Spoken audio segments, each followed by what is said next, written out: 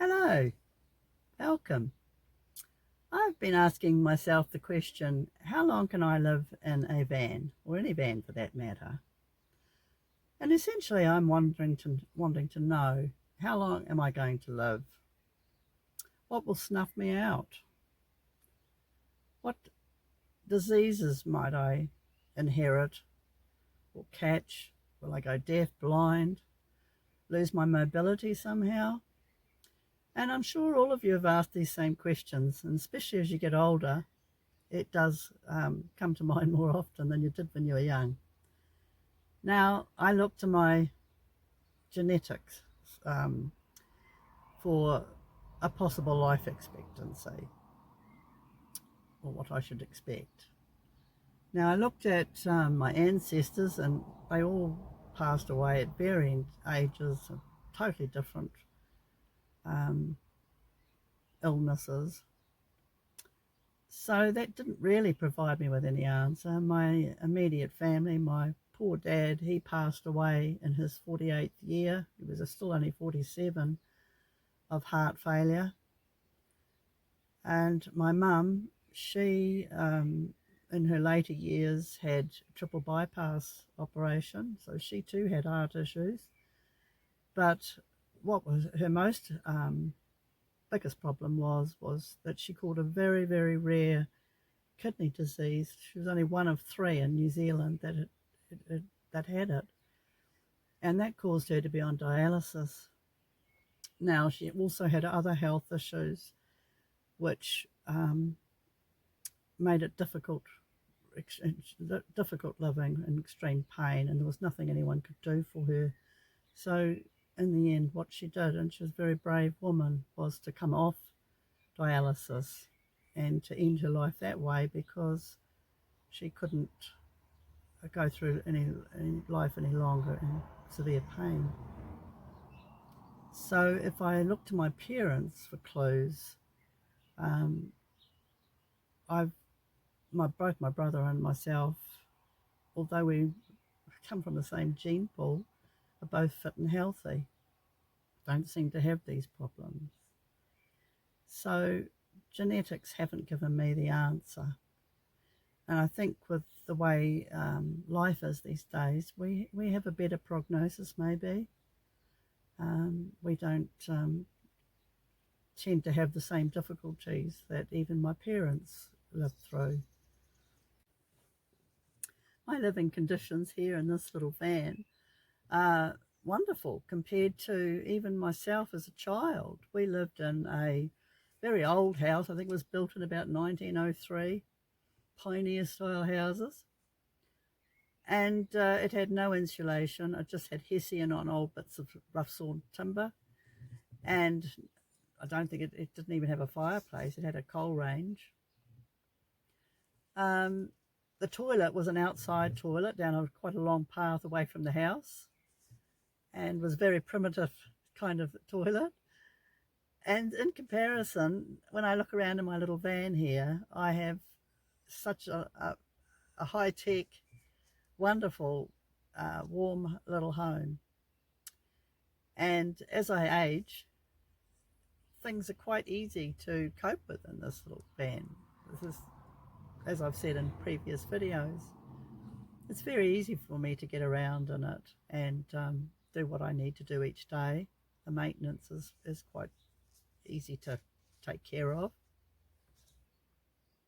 Therefore, when I think about it, what would prevent me from continuing to live in this van?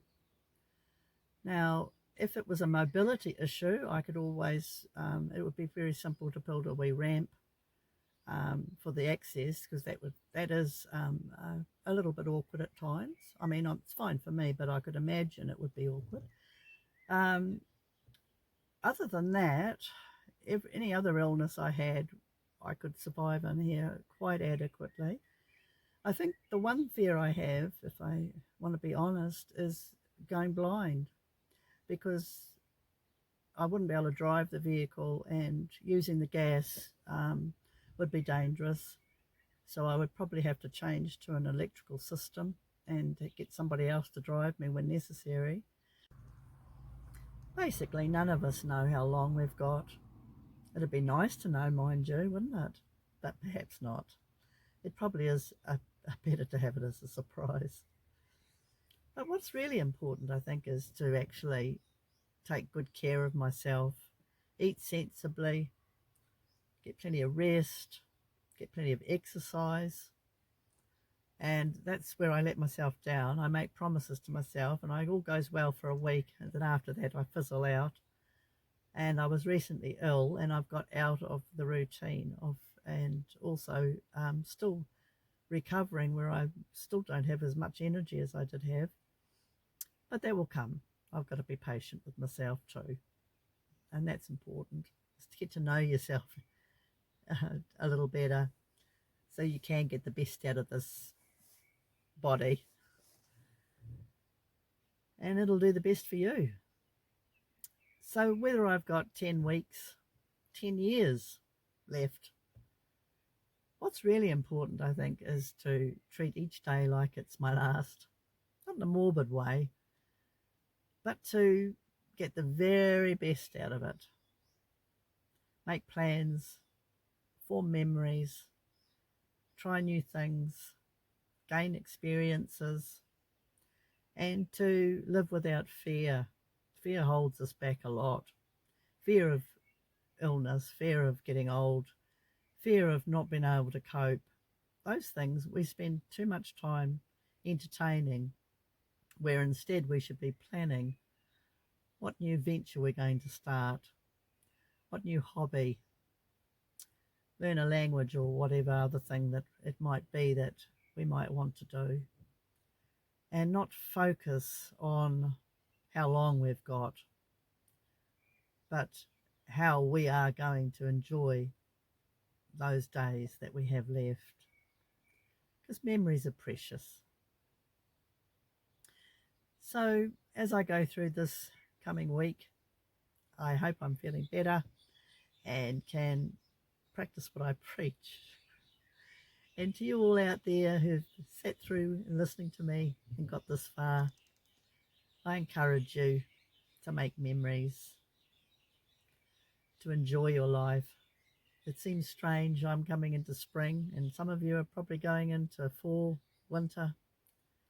But right now, we're probably on an equal par. We're all on the same kind of daylight hours, temperatures maybe.